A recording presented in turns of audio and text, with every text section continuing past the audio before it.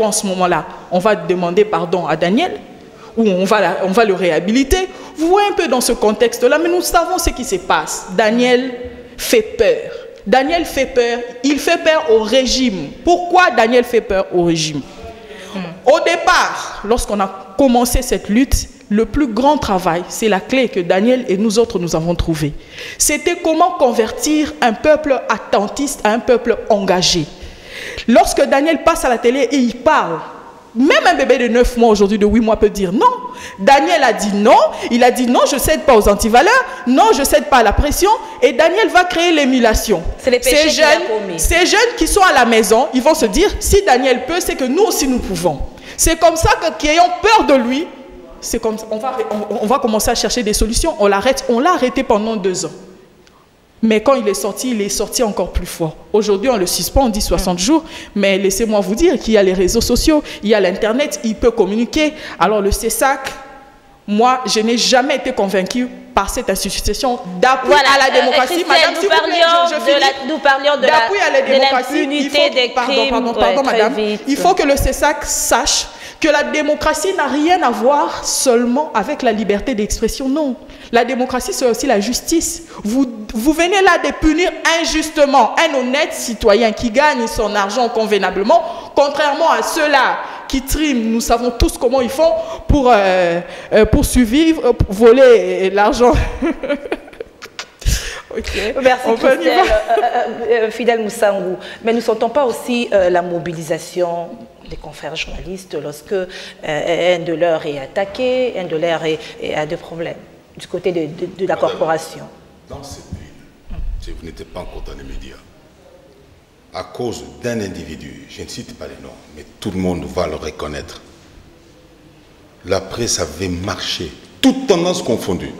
Nous sommes partis de ici 24, dans ce qu'on appelle Huilery, jusqu'à la primature. À l'époque, c'était l'affaire de Yves Kisombe, c'est ça, que vous non, pas ça. Bien avant. Okay. C'était l'affaire de l'incise, une incise introduite par un ministre pour obliger que les journalistes livrent le secret. Vous savez ce que moi je dis à cet homme-là, on s'entendait bien. J'ai dit, écoute mon cher ami, nous allons vous faire un coup. Et quel est ce coup-là? Ce coup, c'est quoi? Ce sera, nous nous mettons d'accord 4 journalistes, parce que vous voulez qu'on brûle les sources. Nous venons vous adorez bien la presse. Et demain, nous écrivons, tel a dit ceci, tel a dit que Mobutu a le sida, Mobutu est voleur. Et puis, on dit, qui a dit ça? Tel. Ah, alors arrêtez. Ils étaient 2.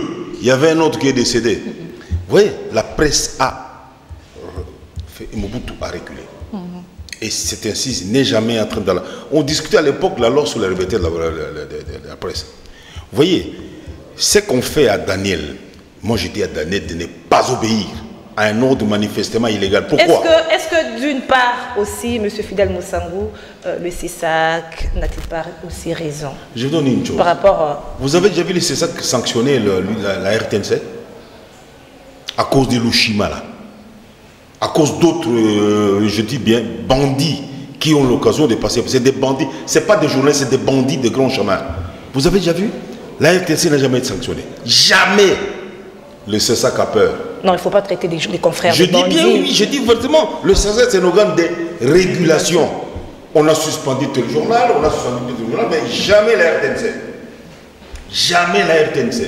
Et c'est des amis, là, moi je suis électeur. J'ai participé à l'élection à l'époque pour Chantal ici, à l'époque j'étais Chantal, j'ai participé à l'élection de tel, je suis électeur. Mais je leur avais dit, ce que vous faites n'est pas honnête sur le plan même déontologique. On peut même, les traduire devant le cours des tribunaux pour ce qu'on appelle déni de justice, abstention coupable. Oui, ils n'ont jamais sanctionné la RTNC à cause du fameux Lushima, qui est un animateur, mais qui est utilisé pour dire des insanités aux gens. Et cet homme-là n'aimait jamais son nez dehors. Vous connaissez son bureau? Il se cache à Kempinski. Il a même laissé pousser une barbe.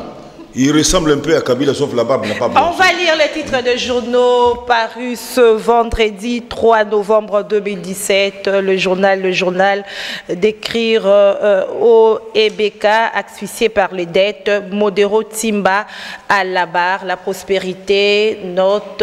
RDC Nanga confirme la publication du calendrier électoral dans les prochaines heures depuis le siège de l'Union africaine à Addis Abeba. Le journal L'Avenir, la dernière ligne droite d'Addis Abeba, Nanga ramène le soutien de l'Union africaine. L'ONU appelle à défendre la sécurité des journaux. C'est titre de L'Avenir. Le Phare, l'Union africaine se montre ferme devant Nanga pour toute première fois. Et toujours à sa une, le Phare d'écrire en marge de l'humiliation infligée au Premier ministre prémature, le mal est fait. Congo Nouveau, RDC, Jean-Pierre Bemba, nouveau patron de l'opposition, les lauréats, d'écrire la majorité présidentielle à la recherche du successeur de Joseph Kabila. Les choix sont portés vers Matata, Mouilania, Minakou et Bochab. Les points saillants plus détitrés. Le ministre Kangou Dia échappe subtilement au piège du traître Vital Kamere. C'est que l'UNC cache à l'opinion nationale les prix qui croyait prendre l'observateur, le nouvel observateur a titré après Neki Elei.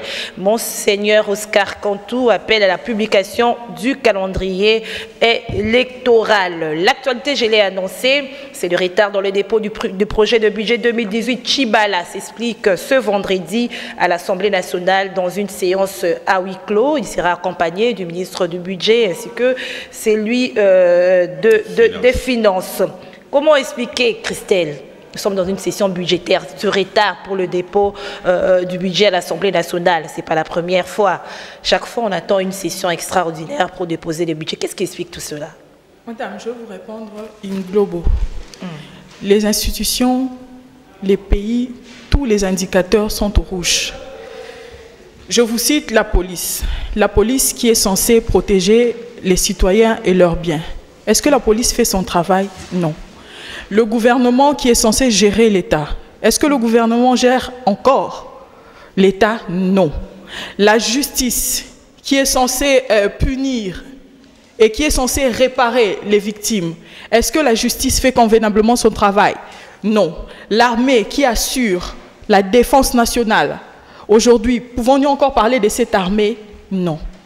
Qu'est-ce qui se passe? Le pays est au bord du gouffre, tout le monde le sait. Tout ça, ce sont des mascarades. Et je vais faire une parenthèse rapidement. J'ai vu Bruno Tshibala en train de dévoiler son buste, n'est-ce pas, au jardin des premiers ministres. J'ai été étonnée, madame. J'ai été étonnée. Imaginez que 5 ans après, on emmène nos enfants devant le buste de Tshibala.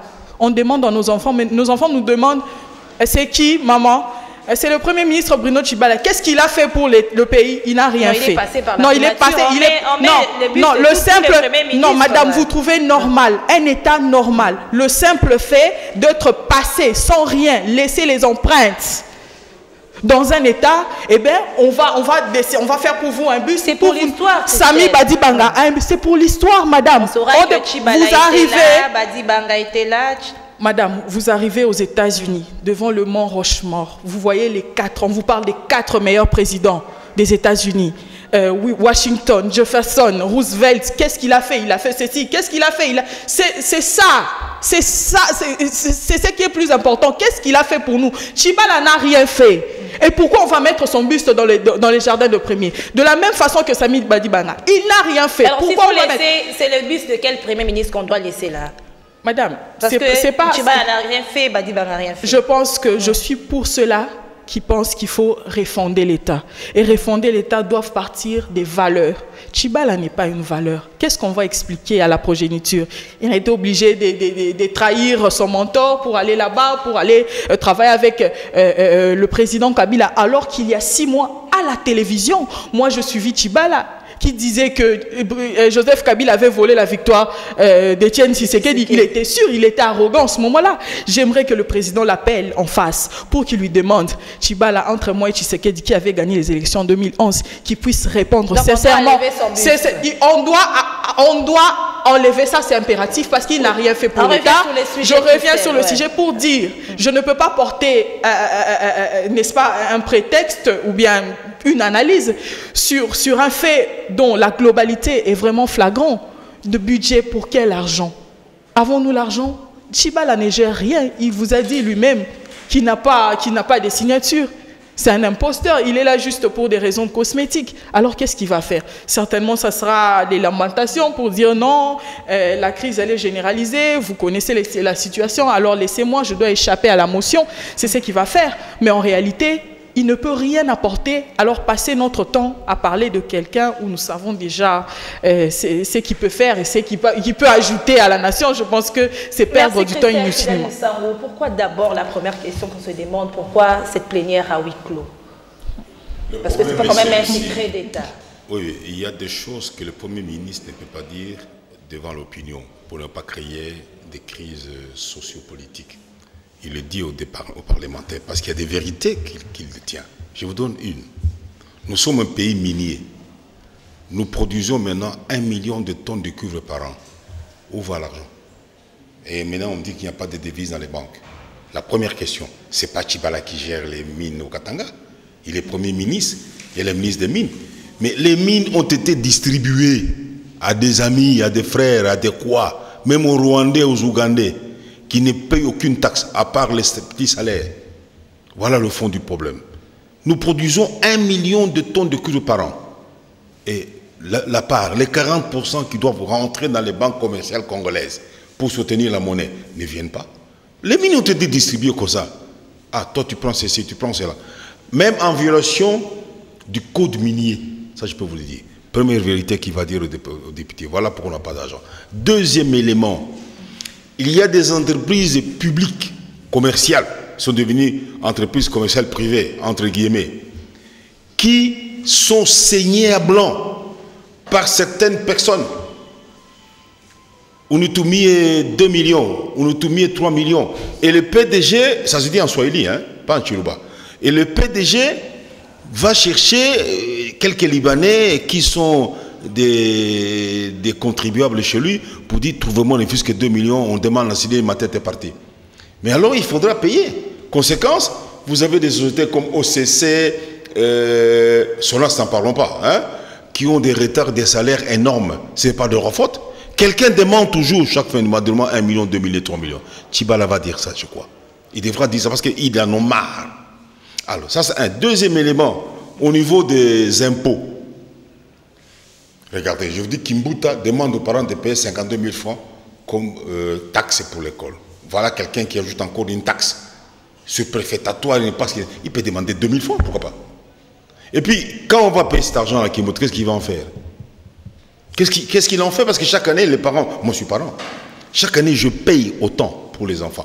Ça c'est les frais d'école, mais les frais de Kimbuta, qu'est-ce qu'il en fait? On n'a jamais vu réfectionner une école. Même ici, même là où il... Enfin, lui c'est un Mouta, il vient de Congo, il n'a pas parlé ici. Hein? Mais même chez lui, là, à Kenge, là où il a étudié, l'école là où il a étudié, allez voir l'école. Donc voilà des choses sur lesquelles il faudra qu'on parle un jour. Autre élément, parce que le premier va parler du budget. Oui, le budget il va parler, de certains contentieux économiques avec certains États et qu'on ne paye pas. Et c'est ça ce qui explique le huis clos. Je vous dis, il pourra même parler du fait que le Rwanda exploite le gaz dans le lac Kivu, qui était là, qui nous appartient aux deux pays. Et nous, on n'exploite pas. En attendant, si le Rwanda le fait, le Rwanda devait payer 50% des recettes au Congo parce que le lac nous appartient. Parce que quand nous allons voir, le gaz est une matière qui bouge. Moi, je connais bien là. Donc, s'il y a une société, d'autres mix, rwando-congolaise. Et si l'une des sociétés exploite, doit payer à l'autre partie parce que le gaz là, on le pompe. Pourquoi on ne demande pas au Rwanda de payer ça? Pourquoi? 2. Le pétrole du lac Albert. C'est encore un lac qui appartient et au Congo et à l'Ouganda. Les Angolais, les Ougandais, et nous, ou notre part. Il y a des questions fondamentales que je souhaite qu'ils puissent poser aux députés pour dire, faites-moi quelque chose. Mais ce n'est pas quand même un secret. Non, c'est un secret pour éviter de choquer les relations diplomatique entre le Congo, le Rwanda, le Congo, l'Ouganda. Il va le dire peut-être d'une manière ou d'une autre. Qu'est-ce que vous direz à ceux qui disent que la plénière est à huis clos parce que Tshibala ne veut pas montrer la modicité de la part réservée pour les élections? Non, les Américains ont été clairs. Vous faites un calendrier, nous finançons ça. C'est pas, les Américains donner 1 milliard, ce n'est pas un problème. Ils ont demandé un calendrier, ils ont dit à Nanga que votre histoire des 5 saccades là-bas, c'est blague, monsieur. Nous avons des experts qui ont dit ça et ça et ça. On lui a dit ça ouvertement. Niki lui a dit ça ouvertement. Ils ont dit au président, 1, vous ne venez plus. L'Amérique ne veut plus vous voir là.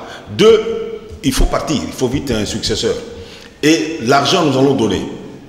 Qu'est-ce que c'est 1 milliard pour Washington? C'est juste un coup de fil. Trump donne un coup de fil, là, on donne 1 milliard. Ici, on fait les élections. Ce n'est pas la vie d'argent. C'est question de respecter la dignité du Congolais, pas continuer à mentir, parce que quelqu'un veut rester au pouvoir pour ne rien faire. Voilà la vérité. Alors, écoutez, la question n'est pas la modicité. La question, l'argent n'intéresse pas. La question, je vous dis, ce sont les recettes provenant des mines et du pétrole, tout ça. C'est ça la question fondamentale. Les huis clos, ça ne montre pas que l'Assemblée nationale est en train de protéger le Premier ministre.